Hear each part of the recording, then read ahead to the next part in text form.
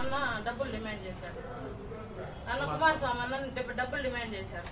అన్న రిజర్వేషన్ ఉంది కదన్నా, మాకు ఎస్సీ సామాజిక వర్గానికి చెందిన వాళ్ళం కదా, మేము రిజర్వేషన్ ఉంది కదా అంటే లేదు డబ్బులు డిమాండ్ చేశారు. సరేనా ఇస్తాము అని చెప్పి ఒక వారంలో 3 విడతల్లో డబ్బులు ఇచ్చాను. నేను 40 లక్షలు ఇచ్చాను. తీసుకొని ఎలక్షన్ అయిన తర్వాత వేరే వాళ్ళకి మార్చారు, చైర్మన్ సీట్ వేరే వాళ్ళకి మార్చారు. ఏదన్నా ఈ విధంగా చేశారు, మమ్మల్ని ఈ విధంగా ఇస్తా అని చెప్పి వేరే వాళ్ళకి చేశారంటే రెండోసారి ఇస్తాను, 2 ఇయర్స్ తర్వాత ఇస్తా అని చెప్పారు.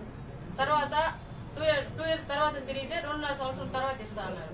మళ్ళీ 2.5 సంవత్సరం మళ్ళీ తిరిగాను, మళ్ళీ 2.5 సంవత్సరం తిరిగితే ఇంక లేదు ఎలక్షన్ తర్వాత ఇస్తామన్నారు. అన్న ఇంకా చెప్పిన డిమాండ్లన్నీ అయిపోయినాయి అన్న, టైం అంతా అయిపోయింది, వద్దున నాకు ఎలక్షన్ తర్వాత అయితే నాకు అవసరం లేదు, మా అమౌంట్ మాకు ఇప్పించేయండి అని, దయచేసి ఇప్పించేయండి అని అడిగాను అన్న. నేను అడిగితే ఈరోజు రేపు ఈరోజు అయిపోతుంది, ఈరోజు 2 నెలలు టైం అడిగాడు. 2 నెలలు టైం ఇచ్చాము, 2 నెలలు తిరిగాము. 2 నెలల తర్వాత కూడా మళ్ళా తిరిగితే ఉన్నమ్మా ఇస్తాము, ఇప్పుడే కదా చెప్పినావు నువ్వు, ఇంకొక నెల పట్టును రేపు డబ్బులు రెడీ చేసేదానికి అన్నారు. తర్వాత మేడంకి రిక్వెస్ట్ పెట్టుకున్నాను, మెసేజ్ పెట్టాను. మెసేజ్ పెడితే మేడం నాకు చైర్మన్ ఇవ్వకపోతారు, నా అమౌంట్ అన్నా నాకు ఇప్పించేయండి, ఇంకా వద్దు మేడం ఊర్లో అంతా విలువపోతుంది మాకు అని చెప్పాను. చెప్తే మేడం గారు చూసి గమనైపోయారు.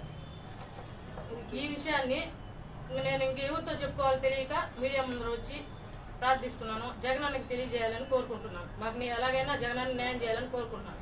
నేను ఎస్సీ సామాజిక వర్గానికి చెందిన దళిత మహిళని, నాకు న్యాయం చేయాలని జగనానికి కోరుకుంటున్నాను.